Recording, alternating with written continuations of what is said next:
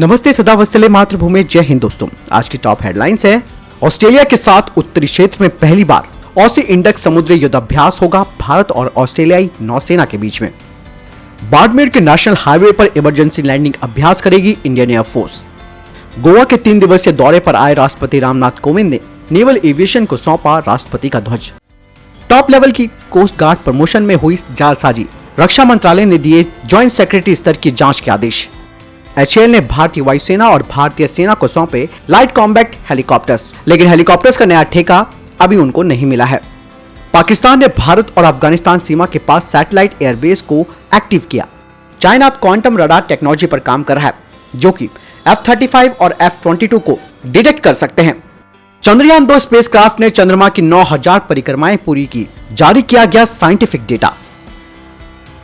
पहली अपडेट की बात करते हैं तो वो भारतीय नौसेना को लेकर आ रही है। इस हफ्ते रॉयल ऑस्ट्रेलियाई नौसेना और भारतीय नौसेना के बीच द्विवार्षिक ऑस इंडेक्स समुद्री युद्धाभ्यास की मेजबानी करेगा। ऑस इंडेक्स 2021 भारतीय नौसेना को एक स्थिर और सुरक्षित इंडो पैसिफिक क्षेत्र के समर्थन में संयुक्त रक्षा क्षमताओं को मजबूत करने का अवसर प्रदान करता है। ऑस्ट्रेलिया ने कहा कि ऑस्ट्रेलिया और भारत व्यापक रणनीतिक साझेदार हैं और हम सैन्य प्रशिक्षण के माध्यम से अपने क्षेत्र में समुद्री सुरक्षा की जरूरतों का जवाब देने का प्रभावी ढंग से काम कर रहे हैं। ऐसा कहा जा रहा है कि ये नौसेना युद्धाभ्यास 13 सितंबर तक चलेगा, जिसमें कि भारतीय नौसेना के युद्धपोत INS शिवलिक और INS कदमत साथ ही ऑस्ट्रेलियन नेवी के फ्रिगेट बेस में दिखाई देंगे। इसके अलावा दोनों ही नौसेनाओं के हेलीकॉप्टर और P-8I विमान इसमें शामिल होंगे। भारतीय वायुसेना का एक विमान इस हफ्ते राजस्थान के बाड़मेर में नेशनल हाईवे पर इमरजेंसी लैंडिंग का अभ्यास करेगा और इस विमान में रक्षा मंत्री राजनाथ सिंह और सड़क परिवहन एवं राजमार्ग मंत्री नितिन गडकरी सवार होंगे। सूत्रों ने बताया कि दोनों मंत्री इस हफ्ते बाड़मेर के नेशनल हाईवे पर 3.5 किलोमीटर लंबी पट्टी का उद्घाटन करेंगे, क्योंकि ये वायुसेना के लड़ाकू विमानों और अन्य विमानों की इमरजेंसी लैंडिंग के लिए तैयार है। उन्होंने कहा कि ये भारत का पहला नेशनल हाईवे है जिसका इस्तेमाल भारतीय वायुसेना के विमानों की इमरजेंसी लैंडिंग के लिए किया जाएगा। यही नहीं, अक्टूबर 2017 में वायुसेना के लड़ाकू जेट और परिवहन विमान ने लखनऊ आगरा एक्सप्रेसवे पर लैंडिंग का अभ्यास किया था, ताकि ये दिखाया जा सके कि ऐसे हाईवे का इस्तेमाल वायुसेना विमानों को आपात स्थिति में उतारने के लिए किया जा सकता है। दोस्तों, पाकिस्तान की खुफिया एजेंसी अब तो डायरेक्टली सामने आ गई है अफगान के मामले को लेकर, यानी कि अफगानिस्तान इशू को लेकर। पाकिस्तानी वायुसेना ने अफगानिस्तान के करीब बलूचिस्तान इलाके में अपने पूर्वी मोर्चे पर एक हवाई अड्डे को एक्टिव किया है। वहीं दूसरी ओर भारत की सीमा के पास कोटली और रावलकोट नामक 2 अन्य सैटेलाइट एयरबेस को भी एक्टिव कर दिया है। ऐसा कहा जा रहा है कि पाकिस्तानी वायुसेना के पास ऑपरेशन के लिए 12 सैटेलाइट ठिकाने हैं। पाकिस्तानी वायुसेना समय समय पर ऑपरेशन की तैयारी के लिए इन ठिकानों को एक्टिव करती रही है। सूत्रों ने कहा कि भारतीय एजेंसियां लगातार पाकिस्तान की गतिविधियों पर निगरानी कर रही हैं, क्योंकि इसके सभी ठिकानों को भारतीय रडार और अन्य प्रणालियों के द्वारा 24 घंटे प्रभावी ढंग से कवर किया जाता है। यही डिफेंस सोर्सेज कहते हैं कि एजेंसी अपने पूर्वी मोर्चे पर पाकिस्तानी वायुसेना की गतिविधियों पर भी नजर रख रही है। पाकिस्तान में शमसी हवाई क्षेत्र को अफगानिस्तान में तालिबान के अभियानों का समर्थन करने के लिए फिर से एक्टिव किया गया है। दोनों मुल्कों की 1600 मील लंबी सरहद है। पाकिस्तान की बड़ी चिंता है शरणार्थियों का संकट।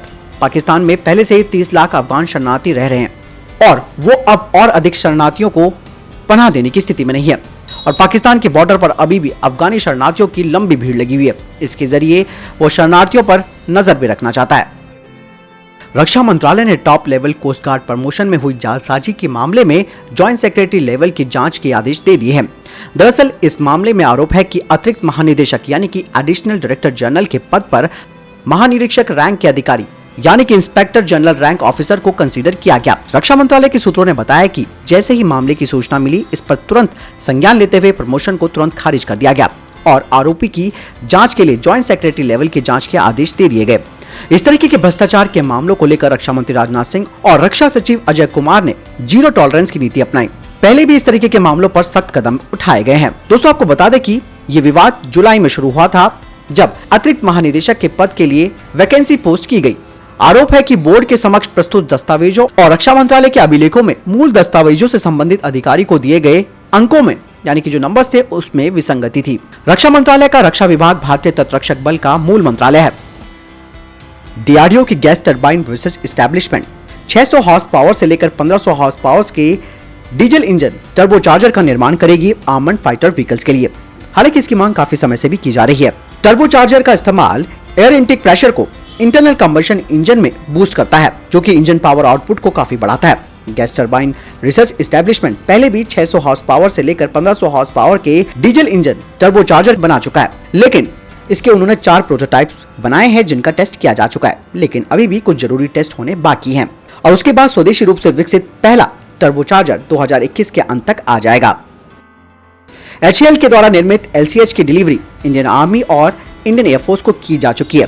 3 LCH इंडियन एयरफोर्स को मिल चुके हैं और वहीं 1 LCH इंडियन आर्मी को मिल चुका है और HAL के अधिकारियों का कहना है कि इस साल के अंत तक वो 10 हेलीकॉप्टरों की डिलीवरी पूरी कर सकते हैं, यानी कि जो बाकी के 6 एडिशनल हेलीकॉप्टर्स हैं उन्हें वो इसी साल देने में सक्षम है। लेकिन उन्होंने कहा कि हम बाकी के हेलीकॉप्टर्स को जो कि बचे हुए हैं उसे अगले साल के अंत तक डिलीवर करेंगे, जिसके पीछे का कारण है प्रोडक्शन लाइन। अगर प्रोडक्शन लाइन इनकी बंद होती है, यानी कि अगर कोई नया ऑर्डर नहीं मिलता है मिनिस्ट्री ऑफ डिफेंस से, तो ऐसे में अगर लाइन बंद होती है तो इसके लिए हेलीकॉप्टर प्रोडक्शन लाइन का रीसर्टिफिकेशन करना होगा, जो कि एक लंबा वक्त लेगा। इसीलिए HAL इसको चालू रखने के लिए इसकी डिलीवरी थोड़ी स्लो करेगा। हालांकि दूसरी तरफ मिनिस्ट्री ऑफ डिफेंस ने कहा कि वो अगले साल तक जल्द ही नए LCH का ऑर्डर देगा और इसके लिए HAL को अपने हेलीकॉप्टर की डिलीवरी जारी रखनी होगी।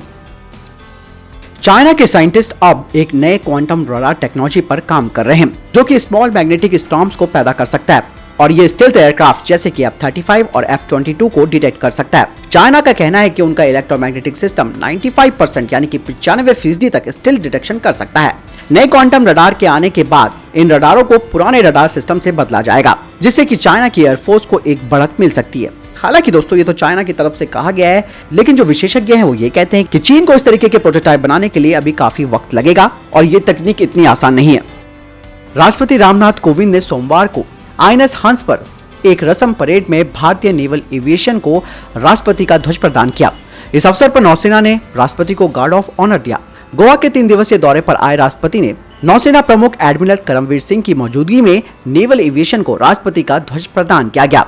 पणजी से केवल 40 किलोमीटर दूर वास्को में स्थित INS हंस नौसेना अड्डे पर हुए इस कार्यक्रम में गोवा के राज्यपाल भी मौजूद रहे। नौसेना के प्रवक्ता ने बताया कि भारतीय सशस्त्र बलों में भारतीय नौसेना को सबसे पहले ये सम्मान मिला था जब भारत के तत्कालीन राष्ट्रपति डॉक्टर राजेंद्र प्रसाद ने 27 मई 1951 को इस ध्वज को प्रदान किया था। भारतीय नेवल एविएशन के पास करीबन 9 हवाई स्टेशन और 3 नौसेना वायु क्षेत्र हैं। ये सभी भारत की तटरेखा और अंडमान और निकोबार द्वीप समूह में स्थित है। अफगानिस्तान की शेरों की घाटी पंजशीर पर तालिबान ने कब्जे का दावा कर दिया। खबरें आने लगी कि विद्रोही आंदोलन के नेता अमरुल्लाह सोलेह और अहमद मसूद वहां से बचकर भाग निकले हैं और आखिर में पूरा अफगानिस्तान तालिबान के हाथों में चला गया। अब मसूद ने फेसबुक पर एक ऑडियो मैसेज जारी किया है जिसमें कहा गया है कि पंजशीर में विद्रोही सेनाएं अभी भी मौजूद है और तालिबान के खिलाफ लड़ाई खत्म नहीं हुई है। मसूद ने पूरे अफगानिस्तान में लोगों से तालिबान के खिलाफ खड़े होने की अपील की है। उन्होंने ऑडियो मैसेज में कहा है कि पंजशीर के विद्रोही खड़े रहेंगे और तालिबान के खिलाफ लड़ेंगे। उन्होंने कहा कि विद्रोही अभी पंजशीर घाटी में मौजूद हैं और तालिबान का मुकाबला कर रहे हैं। उन्होंने कहा कि वो अपने खून के आखिरी कतरे तक हार नहीं मानेंगे। इससे पहले भी कई खबरें ऐसी आ रही थी कि मसूद के घर पर हमला करके उन्हें मार दिया गया, लेकिन उन्होंने ट्वीट करके अपने आप को सुरक्षित रखने की जानकारी दे दी है। मसूद ने ऑडियो में एक बार फिर तालिबान के साथ साथ पाकिस्तान को भी उस हमले के लिए जिम्मेदार बताया है जिसमें फहीम दश्ती और खुद मसूद के परिजनों की जान चली गई। उन्होंने आरोप लगाया कि पाकिस्तान ने सीधे पंजशीर में अफगानों के ऊपर हमला किया है और अंतर्राष्ट्रीय समुदाय इसे देखता रहा। उन्होंने दावा किया कि पाकिस्तानी वायुसेना ने पंजशीर पर हमला किया था और उसके 2 जेट भी गिरा दिए गए। उन्होंने पाकिस्तानी कमांडोज को मारने का भी दावा किया। मसूद ने कहा कि तालिबान पाकिस्तान की मदद से हमला कर रहा है। उन्होंने ट्वीट करके दावा किया है कि पंजशीर में विद्रोहियों ने पाकिस्तान के जेट प्लेन को मार गिराया है और इन दिनों पाकिस्तान के ISI चीफ फैज अहमद भी काबुल में है और इसीलिए पाकिस्तान के पंजशीर पर हमले की रणनीति में शामिल होने की अटकलें तेज हो गई हैं। अंतरिक्ष में भारतीय अंतरिक्ष अनुसंधान संगठन रोज नई नई ऊंचाइयों को छू रहा है। अब एक वर्कशॉप में जारी किए गए डेटा के मुताबिक चंद्रयान 2 स्पेसक्राफ्ट ने चंद्रमा के चारों ओर 9000 से ज्यादा परिक्रमाएं पूरी कर ली है। इसरो के अधिकारियों ने कहा कि इमेजिंग और साइंटिफिक इंस्ट्रूमेंट चंद्रयान 2 मिशन से जुड़ा बेहतर डेटा प्रदान कर रहा है। साथ ही इसरो के प्रमुख के सिवन ने कहा कि चंद्रयान 2 स्पेसक्राफ्ट में 8 पेलोड चंद्रमा की सतह से करीब 100 किलोमीटर की ऊंचाई पर चंद्रमा की रिमोट सेंसिंग और इन सीटू ऑब्जर्वेशन कर रहे हैं। साथ ही के सिवन ने आगे बताया कि चंद्रयान 2 मिशन का डेटा और चंद्रयान 2 ऑर्बिटर पेलोड का डेटा भी जारी किया गया है। तो दोस्तों ये थे अभी तक के टॉप डिफेंस और स्पेस अपडेट। वीडियो के संबंध में कोई प्रश्न जवाब या आपको कोई सवाल है कमेंट सेक्शन में लिखकर जरूर पूछ सकते हैं। बहरहाल इस वीडियो के लिए इतना ही, मिलता हूं वीडियो के साथ। चैनल सब्सक्राइब करना ना भूलिएगा। नमस्कार, जय हिंद, वंदे मातरम।